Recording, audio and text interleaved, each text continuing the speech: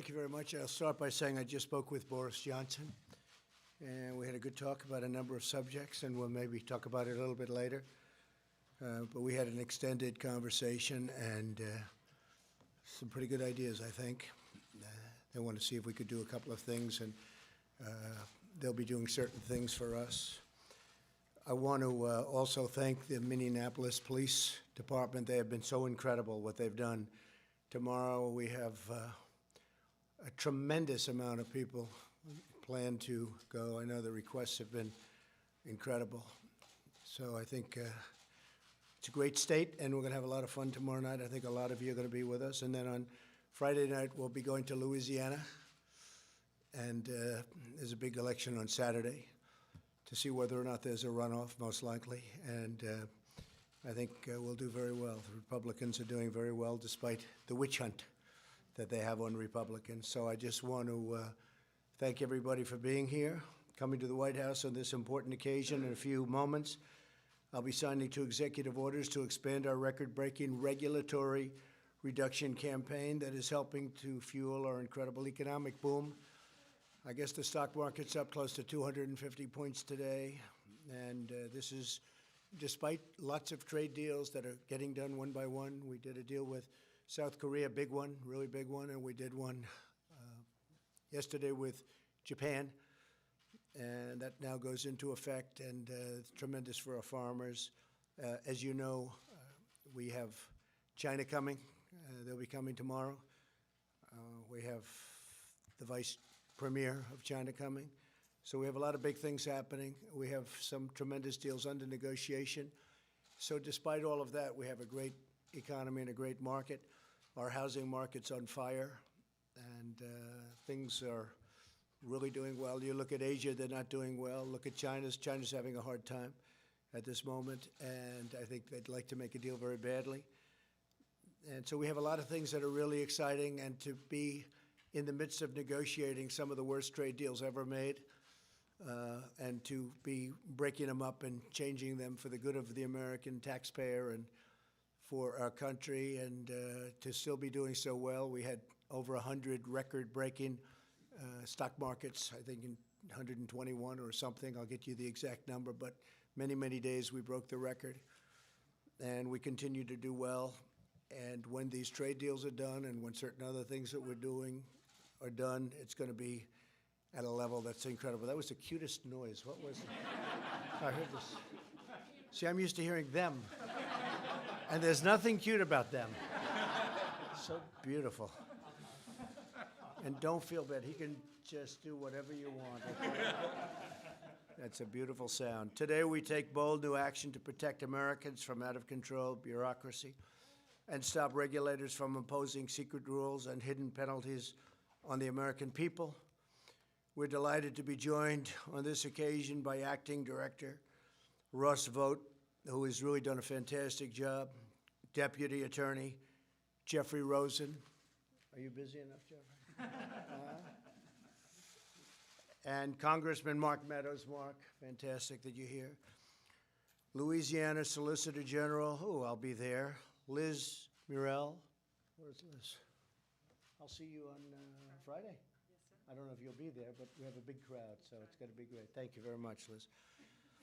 And several other state and local officials, we want to thank you all for being here. For many decades, federal agencies have been issuing thousands of pages of so-called guidance documents, a pernicious kind of regulation imposed by unaccountable bureaucrats in the form of commentary on how rules should be interpreted.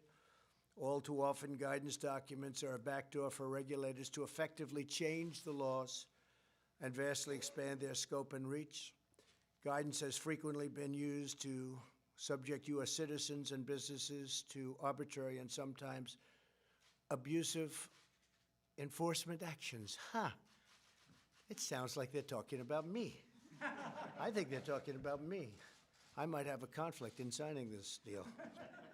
Because of these materials and the fact that these materials are too often hidden and hard to find, many Americans learn of the rules only when federal agents come knocking on the door. This regulatory overreach gravely undermines our constitutional system of government. Unelected, unaccountable bureaucrats must not be able to operate outside of the democratic system of government. Wow. Imposing their own private agenda on our citizens. A permanent federal bureaucracy cannot become a fourth branch of government, unanswerable to American voters. In America, the people must always reign. With us today is Andy Johnson from Wyoming, great place, whose family is one of many that suffered from the absurd redefinitions and interpretations of federal bureaucrats. And Andy is here to say a few words. I'd like to hear that, Andy, because I think you might be speaking about me or to me. Thank you very much. Where's Andy? Come on up here with that beautiful baby. Beautiful. That's great. Thank you, Andy. Thank you. Thank you very much. Go ahead, please. Well, thank you for having me today, and my wife, Morgan, and my son, Roan. I work as a welder in Wyoming, and about 5 years ago, when I applied for a stock pond permit for my private property, I had no idea that the EPA would come knocking at my door and threaten me and my family civilly, criminally, and a fine of $37,500 per day. The fines were up to $16 million when Pacific Legal Foundation stepped in and sued the EPA on my behalf and my family. And at that point, the EPA changed their attitude. We were able to come to an agreement. We won our case, but unlike a lot of other middle-class Americans, that's not the case. We could have never fought. The litigation was way, way too expensive. So I'd just like to thank the President today for signing this executive order, which will hold the EPA and other government agencies more responsible for their actions. Thank you. That's fantastic. Thank you.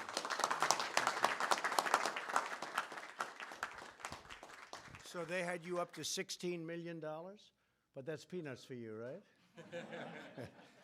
That's great. Glad it worked out, and it's working out even better. We're also joined by Richard Schrock, who was prevented from expanding his business because of the obscure regulatory guidance on a rule from the 1980s, an old rule. And Richard, please come up and talk about it. Thank you. Thank you, Richard. Please. Thank you. Thank you very much. Thank you. Thank you. Mr. President, I'd like to thank you for the invitation to speak and bringing much-needed attention to the reform to the rulemaking process used by the regulatory agencies. I operate a family-owned business in Fairbanks, Alaska. We purchased some land for our business about 20 years ago so we could move operations out of town to the new facility and expand our facilities.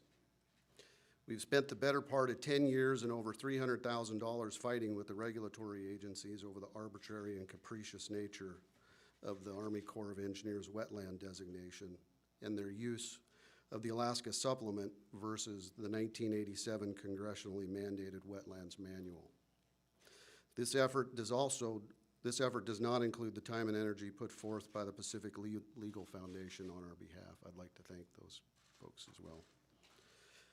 The last straw for us is when we lost our appeal in the Ninth Circuit Court, when they held that the agencies can make the regulations they want and require without congressional approval or oversight. I'm hopeful that the changes made today with this executive order, other landowners will not be negatively impacted as we have. Thank you again for this opportunity. That's great. Thank you, Richard. Appreciate it.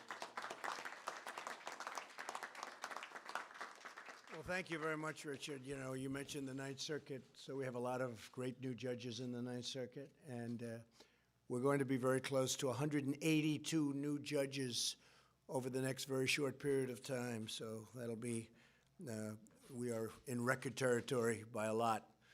So we're going to have 182 new federal judges, not including 2 Supreme Court judges.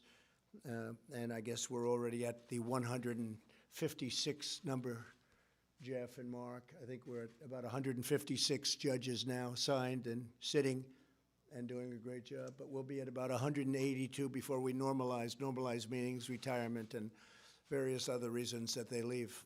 And we could average about 40 or so a year from that process. So we'll have probably a very big record number of judges, federal judges in this administration.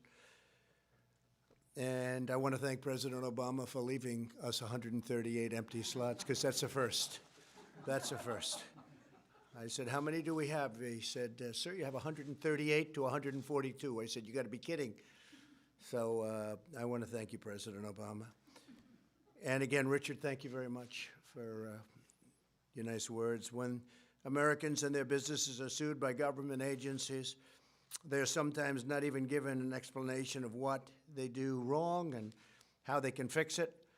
With us today is Kevin Looney, whose company was forced out of business through the terrible practice of a certain way of government handling of things. Not fair, not right.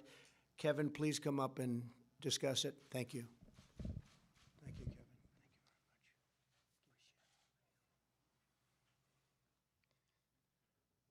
much. My name's Kevin Lenny. I'm a third-generation cattle rancher at the Point Reyes National Seashore in California. About several years ago, we also were the owners of the Drakes Bay Oyster Farm, a sustainable family business where we produced nearly half of all the oysters in the state of California. Wow. In 2014, the National Park Service launched a National Environmental Policy Act process that cost millions of dollars and lasted over 8 years, and the National Park Service forced our oyster farm out of business. And if that wasn't enough for our family and our community, today, the rest of agriculture, which includes about another 24 ranching family farm businesses within the National Seashore, are facing the exact same process. Our fear is that that process could ultimately be facing, and those families may be facing, what the oyster farm faced. And so I'm here, Mr. President, thanking you for calling this meeting together so we can have this discussion. We urge you to continue your good work in following these policies and making sure these federal policies are managed in a way that family farmers and ranchers like us can actually benefit and survive these procedures, and so they're not just for federal agencies that have pre-decided what they want before the process has begun, and for professional litigants that abuse the process. Thank you, Mr. President. Well, thank you, Kevin. Thank you very much. Beautiful job. Thank you. Thank you. And the business, is the business gone now? The or- business is gone, 20 million oysters destroyed. Wow.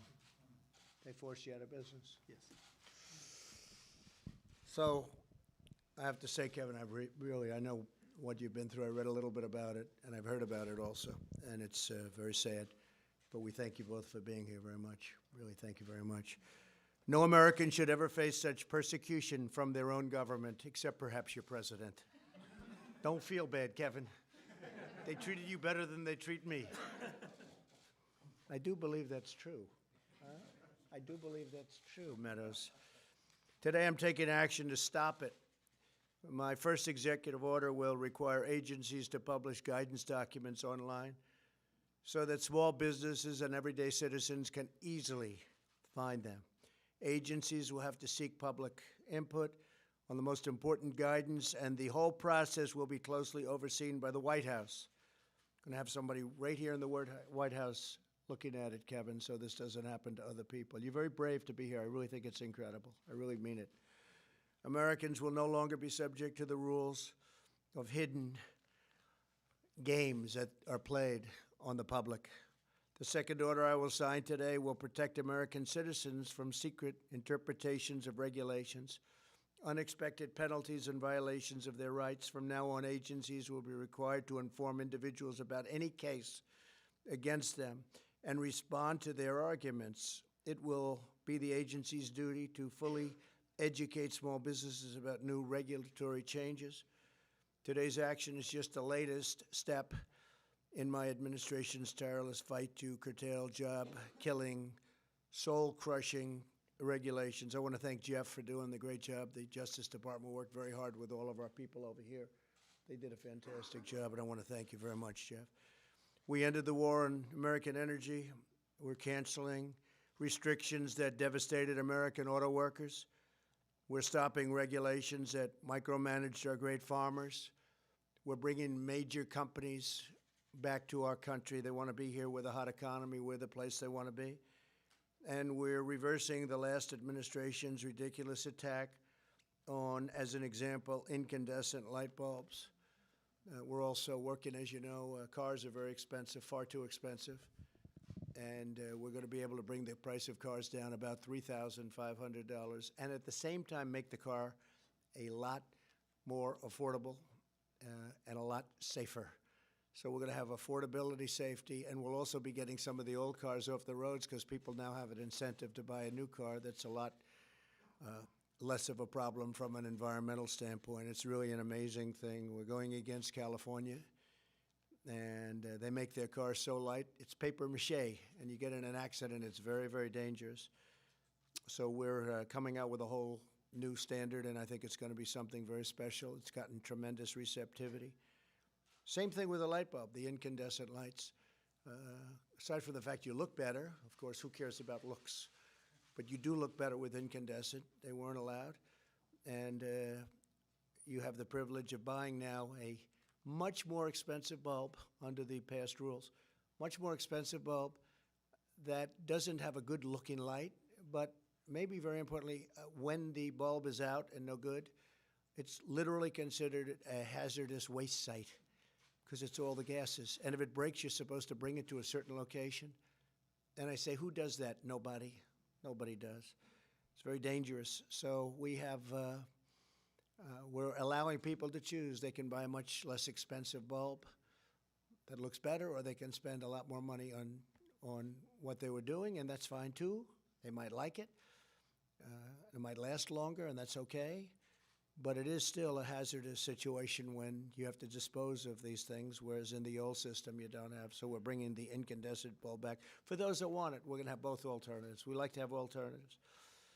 At the start of my presidency, I imposed a 2-for-1 rule on new regulations, requiring that for every new regulation, 2 old regulations must be eliminated. In the first 2 years of the Obama, Sleepy Joe Biden administration, the cost of regulatory compliance went up by $245 billion. Can you believe that? And in our administration, we've taken it down by more than that. So it's $245 billion up, and we've taken it down by much more than that. According to the Economic Council of Advisors, regulatory reductions will save the average American household over $3,000, think of this, every single year. Thanks to these regulation cuts, as well as our tax cuts and pro-American trade policies, our economy is stronger than it's ever been, stronger than ever before. And that's despite all of these negotiations that we're doing to really make us into something that we've never seen before, meaning fair trade deals. We've created 6.4 million new jobs. Just last month, unemployment reached the lowest rate in over 50 years. The African American, Hispanic American, Asian American unemployment rates have hit record lows. We have more people working in the United States today, almost 160 million people, than at any time in the history of our country. Wages are rising very fast, and twice as fast for low-income workers. The biggest beneficiary actually is the low-income worker. The wages are rising at a rate that we haven't seen in many, many decades. When I first started campaigning, many of you were with me, I used to talk about workers that would make more years ago, 21 years ago, than they made a few years ago, because now it's gone up a lot, but a few years ago, and that have 2 jobs and 3 jobs, and yet they did better 21 years before. With today's executive order, we continue this incredible economic success, and we defend American liberty for generations to come. I would like to now invite Acting Director of OMB, Russ Vogt, to say a few words about the exciting news. And I want to thank Russ for doing an incredible job. And when Russ is finished, we're going to sign the executive orders. Thank you very much. Thanks. Thank you, Mr. President. As a result of your leadership, Today, we're making a major step forward in the effort to drain the swamp and to get our arms wrapped around the administrative state. We can't do that until we know all of the dark regulatory stealth regulation that is out there. And that's one of the reasons why we're asking all agencies to be putting on their website, on a searchable website, all of these regulations so that we can understand what it is, and anything that's not put up there is rescinded. Secondly, we want to make sure that the American people, families and small businesses, are no longer bullied by their federal government. We've all had to deal with the motor vehicle department down the street from us. Think about dealing with the federal government. It's an entirely different situation, and the people that are here today who have flown in on their own dime to be a part of this celebration can attest to that. We want to make sure that there are no stories ever again of people being bullied by their federal government. And so we're thrilled that you took this on, Mr. President. Looking forward to these executive orders. Thank you. Come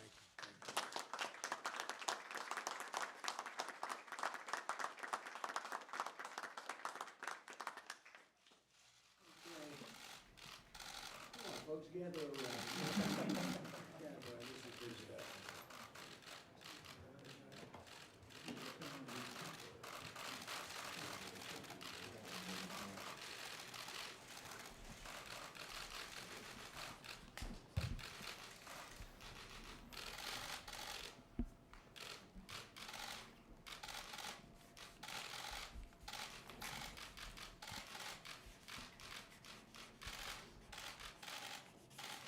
Where's Captain? Right here. Come in.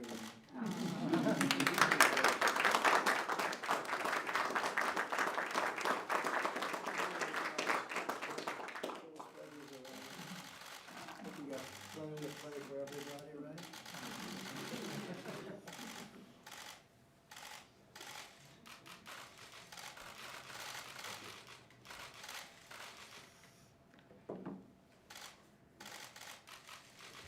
Okay. Thank you very much, everybody. Congratulations. Congratulations. Thank you very much. Mr.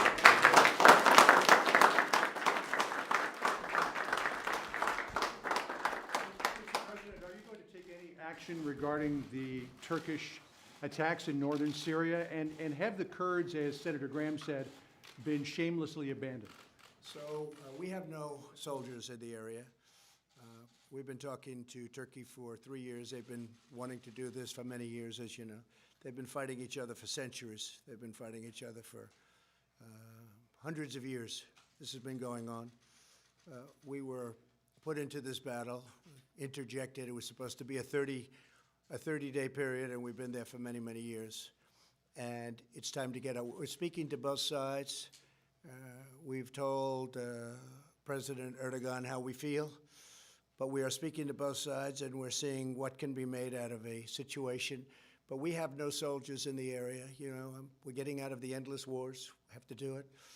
And eventually somebody was going to have to make the decision. And frankly, we're getting a lot of praise from that decision. People are saying, gotta sometime bring our people back home.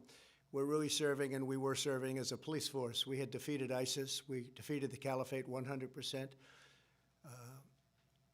Erdogan and the existing groups of people, including Kurds, but you have the PKK, which is a natural enemy with Turkey, and likewise and opposite.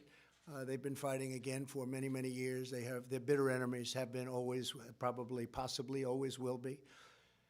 So we are out of there. We've been out of there for a while. No soldiers whatsoever. We are taking some of the most dangerous ISIS fighters out. We've taken them out, and we're putting them in different locations where it's secure. In addition, the Kurds are watching, and if the Kurds don't watch, then Turkey's going to watch, because they don't want those people out any more than we do. But we have taken a certain number of ISIS fighters that are particularly bad, and we've wanted to make sure that nothing happened with them with respect to getting out. And I think we're doing a great job. I think the people of this country, I campaigned on ending the endless wars. We're all over the world fighting wars.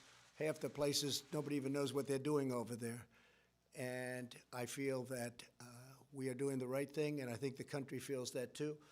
We've had tremendous support outside of the Little Washington area, and even in Washington, people are saying you're doing the right thing. Has to be done, otherwise you're never going to do it. At the same time, we're dealing with both sides. We're going to see what we can do. This morning, you cautioned Erdogan. Since then, it appears as though there have been casualties on the Kurdish side. Are you concerned about escalation, and are you concerned that Erdogan will try to wipe out the Kurds? I will wipe out his economy if that happens. I've already done it once with Pastor Brunson. I'm sure that I hope that he will act rationally. But you do have to understand they've been fighting each other for many, many decades. Actually, for centuries, they've been fighting each other. And it was time for the Americans. We did a great job. We took care of ISIS. We captured 100%. You remember I was thinking, John, of leaving at 97 and 96%, and that last 3 or 4% was the hardest part.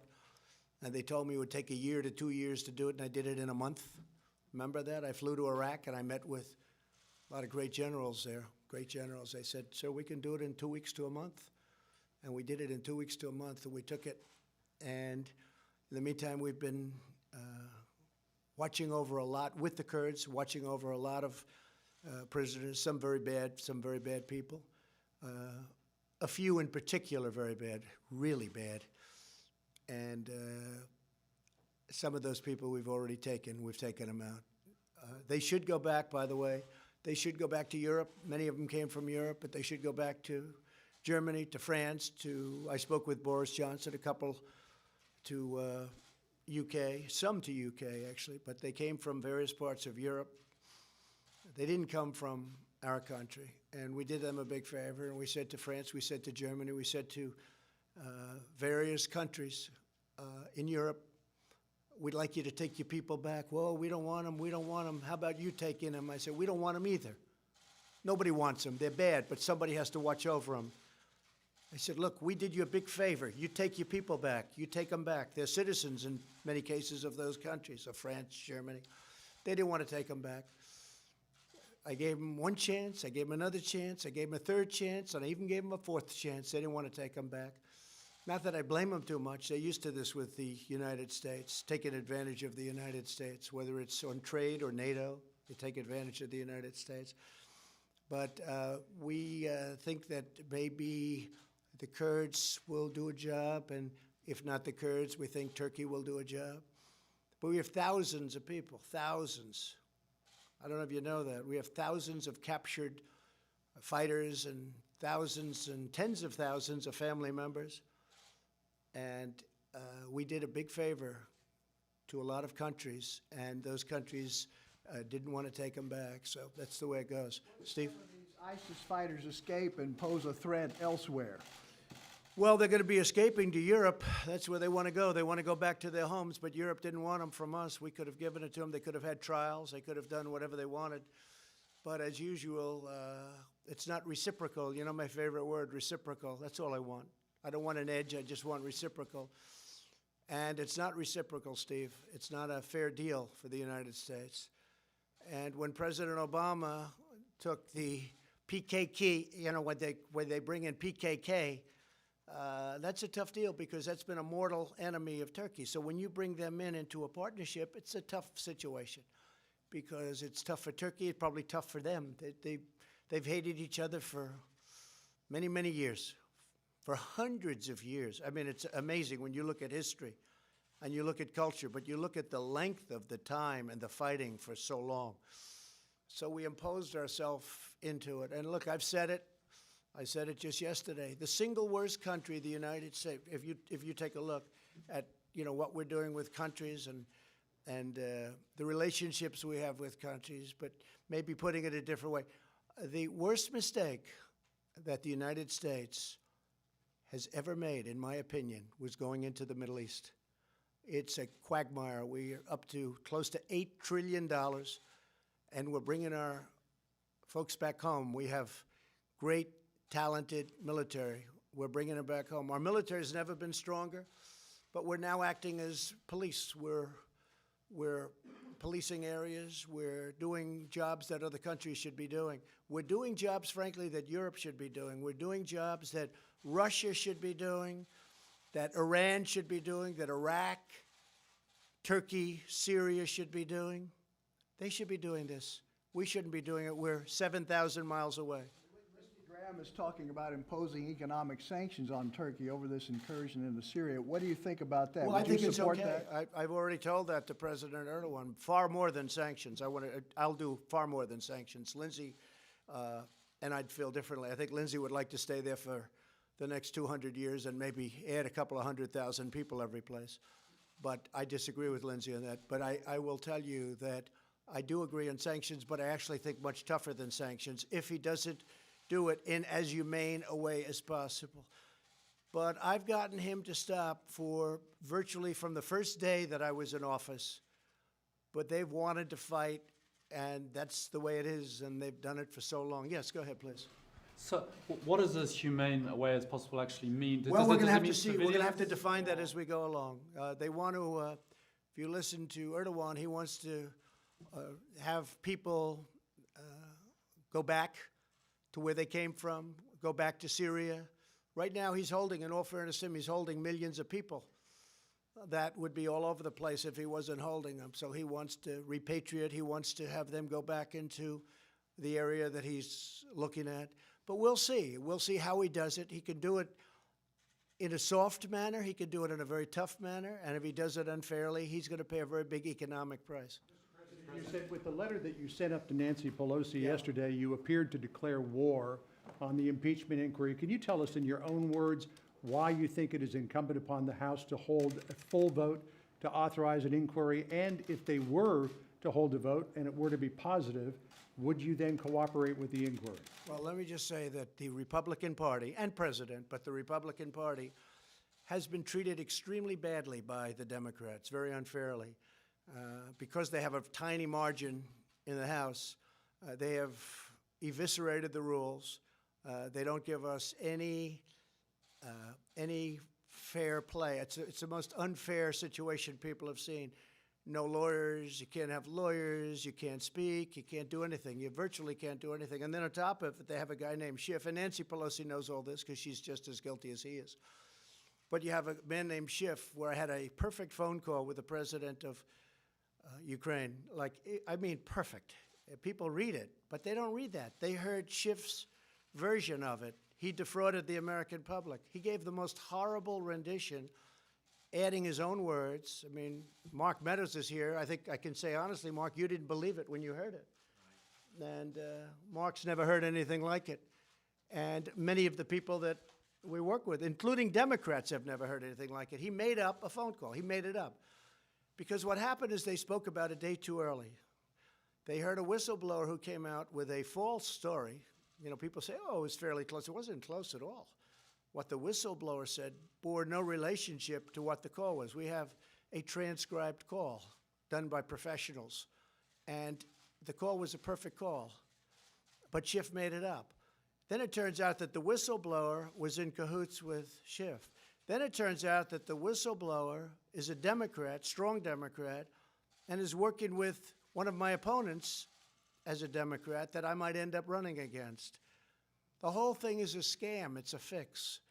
And we wrote a letter yesterday, and probably ends up being a big Supreme Court case. Maybe it goes a long time. I don't know. But the Republican Party has been treated unbelievably badly and unfairly by the Democrats, John. But again, sir, if they held a vote in the full House and the vote were to Well, authorize, that would you sounds would okay. you cooperate? Well, we would if they give us our rights. It depends. If they vote and say you can't have lawyers, you can't ask questions, you can't have anybody present, all of these crazy things. And even some of the reporters said to me, it really is an unfair situation. They ask all the questions, and then, for instance, the ambassador who testified was a fine gentleman. He gave great testimony for us. But we don't get to do any of that or show any of that. So they brought out only the couple of negative things, all which were knocked out by his other statements. It was a great witness for us, but if you would have listened to them, you would have said it was a better witness for them. It wasn't. It wasn't even close. He was a fine gentleman. And we saw that, and we said, that's very unfair. Yes? Mr. President, there are reports this afternoon that the Chinese are lowering their expectations for a trade deal. Are you also lowering your expectations for a trade deal? No, I don't think so. I think they feel that I'm driving a tough bargain, but I have to. You know it better than anybody. You do a good job over there. Watch a lot. We are so far down in terms of where we started from presidents that didn't do their job for many years. Since the World Trade Organization founding, China went in 2001 or so. China went in and just ripped off the world. So, and I told that to President Xi. I said, you know, this can't be like a 50-50 deal. Because a 50-50 deal, you're like up there, we're down here. So a 50-50 deal, it doesn't work, right? You got to have a little balance. This has to be a better deal from our standpoint. And I think they fully understand it. One of the really good meetings I had today was with our people on opioids and drugs and fentanyl in particular with respect to your question. And they said that Chinese leadership has a lot of respect for our president. And they are really being much more careful. It's a much different situation. We have some great drug numbers. Now, what is great drug? If you're down 15, 16, 20, 25%, it's still horrible what's going on in this country and in the world. In the whole world, it's horrible. But no, I think they have a lot of respect for us. First time they've ever respected us. I think China has a lot of respect for me and for our country and for what we're doing. And I think they can't believe what they've gotten away with for so many years. Are the Chinese wrong to be putting pressure on the NBA, sir? Well, the NBA is a different thing. I mean, I watch this guy, Steve Kerr, and he was like a little boy. He was so scared to be even answering the question. He couldn't answer the question. He was shaking. I don't know. I don't know. He didn't know how to answer the question. And he'll talk about the United States very badly. I watched Popovich, sort of the same thing, but he didn't look quite as scared, actually. But they talk badly about the United States, but when it talks about China, they don't want to say anything bad. I thought it was pretty sad, actually. It'll be very interesting. Excuse me? Are you okay then with the Chinese government pressuring the NBA over Hong Kong? They have to work out their own situation. The NBA they know what they're doing, but I watched the way that like Kerr, and Popovich, and some of the others were pandering to China, and yet to our own country, it's like they don't respect it. It's like they don't respect it. I said, what a difference. Isn't it sad? It's very sad. To me, it's very sad. John? Mr. President, Joe Biden came out for the first time today and said you should be impeached. Your response? Well, he's falling like a rock. We have him on tape with corruption. I mean, he's getting the prosecutor for, I guess, John, it was $2 billion, saying we're not going to give you the $2 billion or whatever the amount was unless you get rid of this prosecutor. And then he goes, lo and behold, the prosecutor was gone. And that was the prosecutor. Excuse me, John? $1.2 billion. $1.2 billion. Not a lot of money. And then his son takes out $1.5 billion from China. And by the way, the $50,000 a month that he was getting from Ukraine looks like it's $168,000 split among him and somebody else, his friend. And also, there's a payment of about $3 million to his son. His son just got thrown out of the Navy. So Biden is dropping like a rock. I don't think he's going to make it. I didn't think he was going to make it for a long time. I don't think he's going to make it. And I guess this is one way he can do it. You know, he didn't say that until right now, and he sees what's happening to him. I guess he's no longer the front runner. But look, I feel badly for him because I know he's going through a lot. He's been hit, and he's been caught red-handed. I mean, here's a man who is on tape saying exactly what he's going to do in terms of corruption, and he gets away with it. If that ever happened to a Republican, they'd be getting the electric chair right now. They'd be right now being walked into the electric chair. It's a whole different standard. What Joe Biden said on tape, this isn't like, gee whiz, we think. What he said on tape, and the fake media doesn't want to play the tape. They hardly play it. So I feel, that it's too bad what's happened to him. He's sinking and his campaign's sinking. But he walked away with hundreds of, you look at the kind of numbers. His son, who is at best incompetent, got thrown out of the Navy. I don't even want to say why. A subject that we just discussed. I don't want to say why. but he gets thrown, and all of a sudden he's making a deal with Ukraine where they're getting $168,000 a month between the two of them. $168,000, and he gets $3 million payments, and all of this money coming out, and the kid has no expertise in energy, and it's an energy company. He has no expertise. You and I both know much more than he does, John.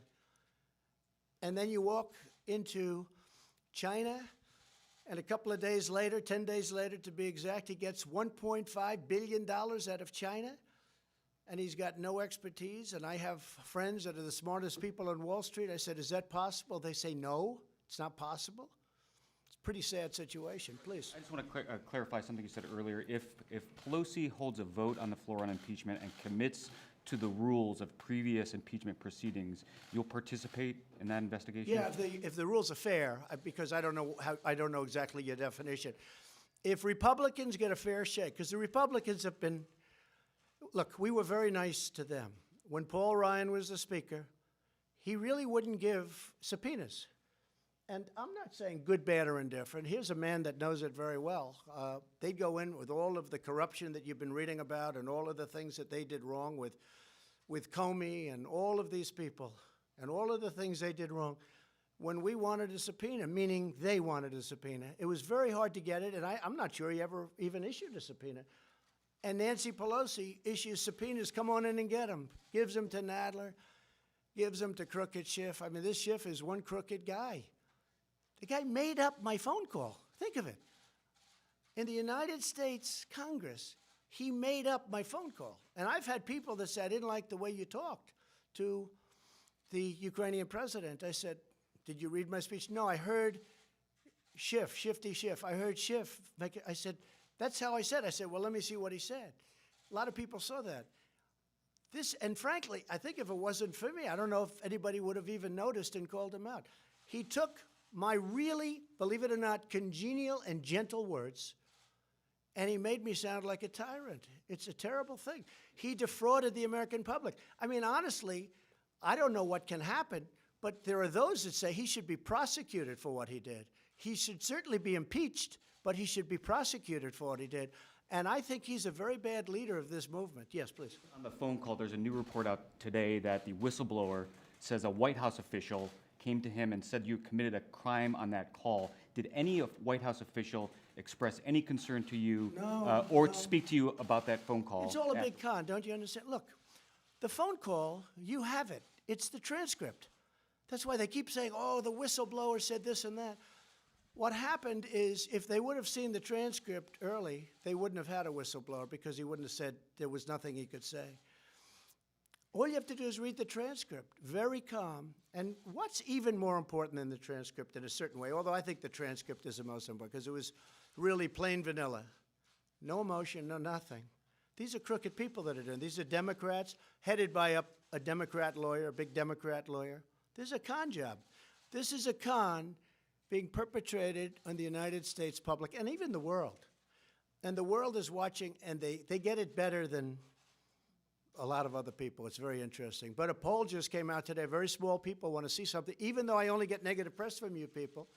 Not you necessarily. But that's the way it is. So I say this, look, all you have to do is read the transcript. But you know what's almost as good as the transcript, I think, is the Ukrainian president saying he didn't even know what they were talking about. No pressure. The foreign minister of Ukraine saying, no, it was a very normal call. There was no pressure at all. What is bad is when you see all of the elements, when you see that Schiff saw the whistleblower, when you see what the whistleblower said about the phone call, and it was totally different. He made it up. And I don't know why a person that defrauds the American public should be protected, okay? Your administration tried to bury that transcript in extra Well, that level. I don't know. Again, I'm not a lawyer. I can say this. I assume it was for leaks. I have no idea. I'm just answering. Because this city is like the leaking capital of the world. If you want to get something out to the press, all you have to do is hand it to somebody in Washington. So I assume it was for leaks. I mean, I've read that, and it doesn't seem like a big deal. What is a big deal? I think they're probably trying to protect it from leaks. But here's the other thing. We gave that transcript over almost immediately. It wasn't like we waited till now. Till now would be immediately, because it's only been doing it for 3 weeks. We gave that transcript up almost immediately. And you know, when I heard Schiff's phony version, and when I heard what was being horribly said by this so-called whistleblower, and I'd like to find who is the person in between the whistleblower and hearing about this, the conversation. The conversation was, I think, a perfect conversation. But who's the person giving this information? If that person exists, I'm not sure that person exists, but I think it's important, and I say this to Congress, I think it's important to find out who that person is. Because we could have a spy, and I don't want to have spies when I'm negotiating with China and Syria and all of the countries. If you look at Turkey with Erdogan, I have calls with all these people, and Kim Jong-un. I don't want to have spies in the White House. I want to be free to make calls. I don't think it's fair that somebody interprets a call. He didn't interpret it wrong. I don't mind a misinterpretation. This was a fraud, because that call was perfect.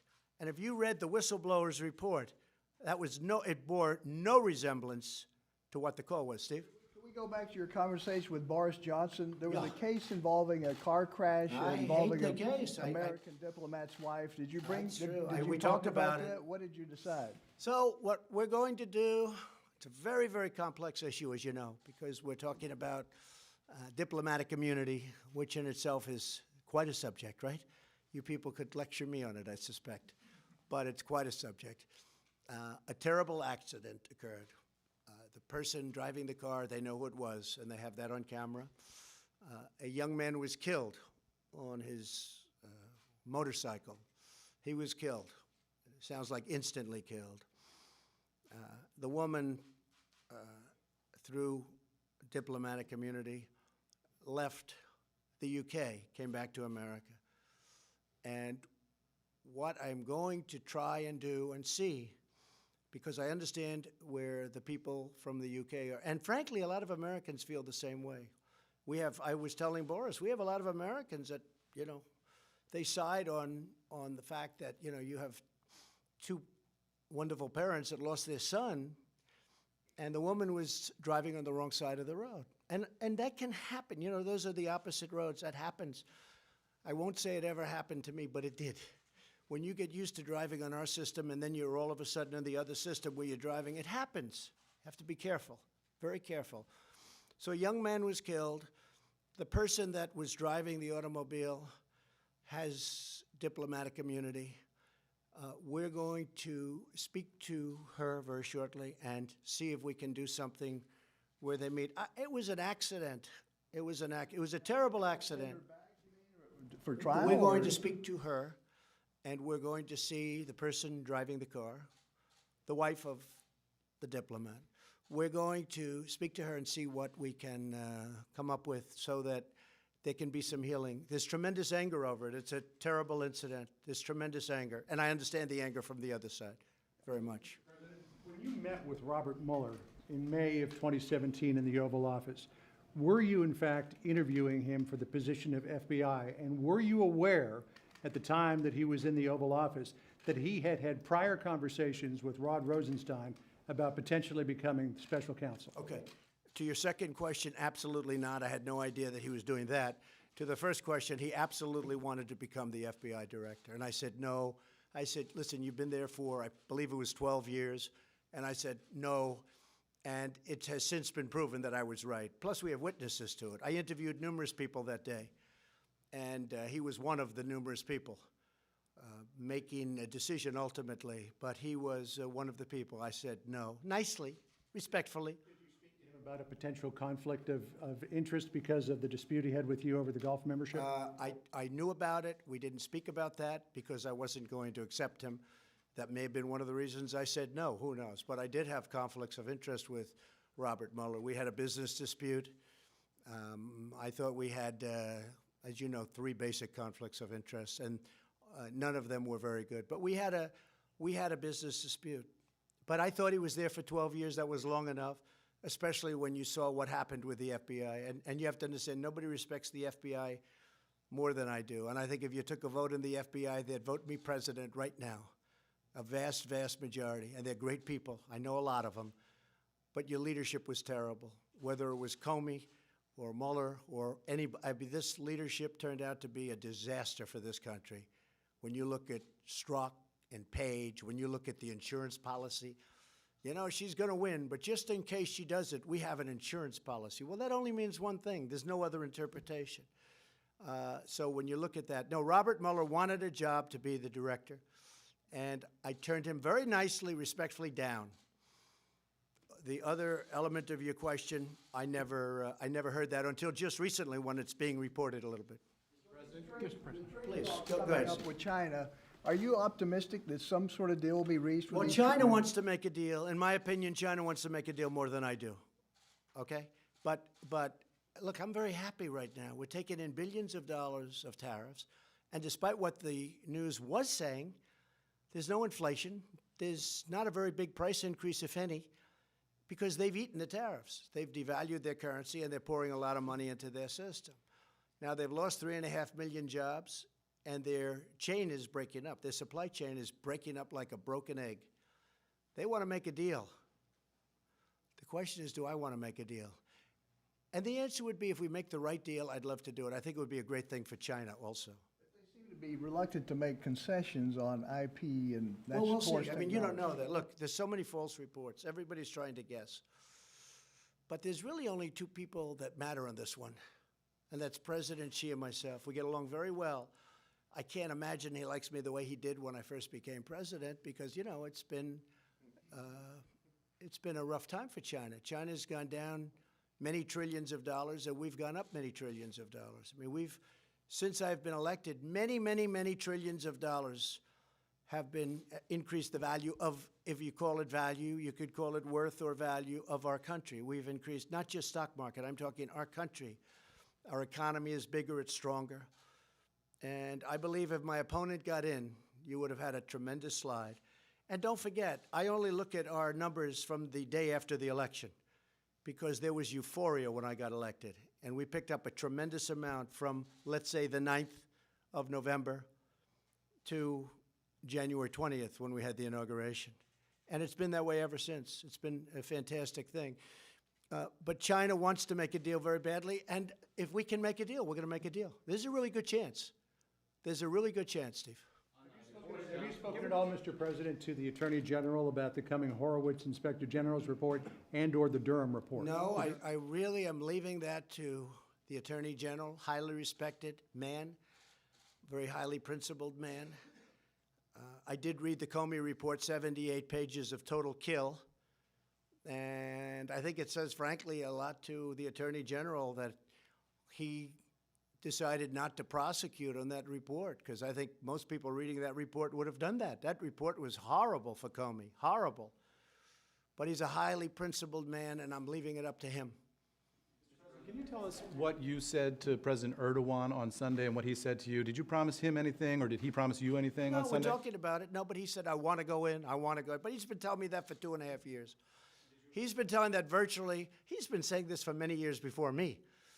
And, you know, he's ready to do it. They've been, again, fighting for so long. They've been fighting for so many. This is like Israel and the Palestinians, okay? There's only one difference. Maybe the hatred's even greater. Is that possible? Maybe not. But this is a very, very serious hatred that's come over many years. Yes, sir. The Kurds helped the U.S. defeat ISIS, and by allowing this offensive, is it going to be more difficult in future times of need to develop alliances? No, it won't be. It won't be at all. Alliances are very easy. But, you know, our alliances have taken advantage of us. If you look at how much money we spend on NATO and how much money countries from Europe, who are really a much bigger beneficiary than we are, okay? You know, they're there and we're here. We're many miles away. Our alliances, in many cases, have taken tremendous advantage of us. If you look at NATO, I got them to pay $100 billion more. The Secretary General Stoltenberg came out with a report recently that because of President Trump, the other countries, 28 countries, so 27, not including us, They paid over $100 billion more because of me, but still, as good as that is, sounds good, it's nothing compared to the kind of numbers you're talking about. So I'm very happy with that, but the United States is paying over 4%, and Germany is paying 1%. Maybe a tiny bit more, but I actually think the way you calculate it, because you can look at it many ways, it's probably less than 1%. France is paying less than what they're supposed to. Out of the 28 countries, 20 of them are delinquent. You know what the delinquent means? That's an old real estate term. He's delinquent with his rent. They're delinquent with their payment. They owe us a tremendous amount of money, and they never pay us back. Because if Germany doesn't pay, they don't add that up. They just say, oh, that's okay. Then they don't pay again. Then if you go back that way, like the old-fashioned way, you don't pay and you owe it. But they don't pay, and they just go into the next year. They owe us hundreds and hundreds of billions of dollars. So no, I don't look at it that way. Now, the Kurds are fighting for their land, just so you understand. They're fighting for their land. And as somebody wrote in a very, very powerful article today, they didn't help us in the Second World War. They didn't help us with Normandy, as an example. They mentioned names of different battles. They were there, but they're there to help us with their land, and that's a different thing. In addition to that, we have spent tremendous amounts of money on helping the Kurds in terms of ammunition, in terms of weapons, in terms of money, in terms of pay.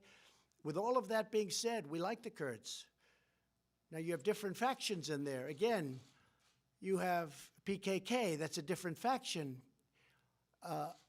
and they worked with us. It's a rough group, but they worked with us. But we've spent a tremendous, and they're fighting for their land. So when you say they're fighting with us, yes, but they're fighting for their land. Now, if we go on the theory that some of the folks in Washington go by, who all do very well with the military-industrial complex. I mean, you know, the military-industrial complex, take a look at Dwight Eisenhower. He had it figured right many years ago. It's got tremendous power. They like fighting. They make a lot of money when they fight. But it was time to bring our soldiers back home. So I see, and I will tell you, the hardest thing I have to do, by far, much harder than the witch hunt, is signing letters to parents of soldiers that have been killed. And it's not only that, in areas where there's not a lot of upside, if there's any upside at all, and in many cases there's only downside. And especially when that soldier was killed in a blue-on-green attack. You know what that is, right? That's where a soldier being trained or whatever turns his gun on an American soldier. Here, son, take your gun. You know how to use it. And he takes the gun and he turns it and he shoots one. We have many of them in Afghanistan, in particular in Afghanistan.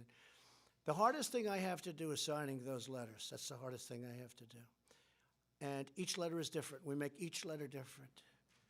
And last week I signed 5 of them for Afghanistan, 1 in Iraq, 1 in Syria from 2 weeks ago.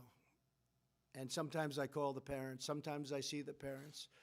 I go to Dover when I can, but it's so devastating for the parents that, you know, it's so devastating. When they bring that boy or young woman out of the back of those big, powerful planes in a coffin, and the parents are there. You know, we have people that do that. That's what they do. They work that. They accommodate everybody. That's what they do. They do an incredible job. And I said, the parents seem to be okay. I'll get there early. The parents seem to be okay. Well, actually, sir, they aren't. No, the way they're talking, they're really okay, aren't they? Sir, you never know until the back of that massive cargo plane opens up and they walk down holding a coffin with 4 or 5 great soldiers on each side of it, representing our various forces. That you never know. And then I see it, and I see people that were smiling, oh, Mr. President, thank you for being here, thank you for being here, and I think they're doing great. And then 20 minutes later, we'll be outside when that big plane pulls up, and that door comes down, and they are walking the coffin with their boy inside this coffin with an American flag over the top, and they're walking that coffin down this ramp. And I've seen people that I thought were really incredible, the way they would, I didn't even understood how they could take it so well. Scream like I've never seen anything before. Sometimes they'll run to the coffin. They'll break through military barriers. They'll run to the coffin and jump on top of the coffin, crying, mothers and wives crying desperately. And this is on these endless wars that just never stop. And there's a time and there's a place, but it's time to stop. And just to finish, last Friday I went to Walter Reed, and I gave out 5 Purple Hearts to incredible young men, in this case, all men. And they took a beating. Beautiful people, they took a beating. One couldn't be there because the beating was so great that he was at a totally different part of the world. He lost a leg, he lost an arm. Ryan, he had tremendous damage, beyond even what these young folks went through. But I'll tell you what, for me, it's very hard when I see that. It's very hard. It's easy to talk tough, you know, tough guys, all these tough guys. Let's keep fighting, let's keep fighting. If they had to go to Walter Reed, where they do unbelievable work, I have to tell you, these doctors are unbelievable. You know, it's easy to say, oh, they're the best in the world. I've never seen anything like it. One young man last week had his nose rebuilt, and they said it was in 1,000 pieces. And I said, so where were you hurt? He said, my face, sir, was almost obliterated. I said, you have a better face than I do. He said, sir, I had a doctor who was unbelievable. And they put it together. He said 1,000 fragments. Now, I don't know if that's even possible, but 1,000 fragments. And they put it together. And his father, who was crying, came up to me and said, you're not going to believe this, but my son didn't have a great-looking nose, and now his nose is better. Okay, it's an amazing thing. But when you see these at the Purple Hearts, you see this kind of thing, and I see a lot of it at Walter Reed. And again, the job those doctors and the people do at Walter Reed, it's something to be commended. Thank you all very much. Thank you.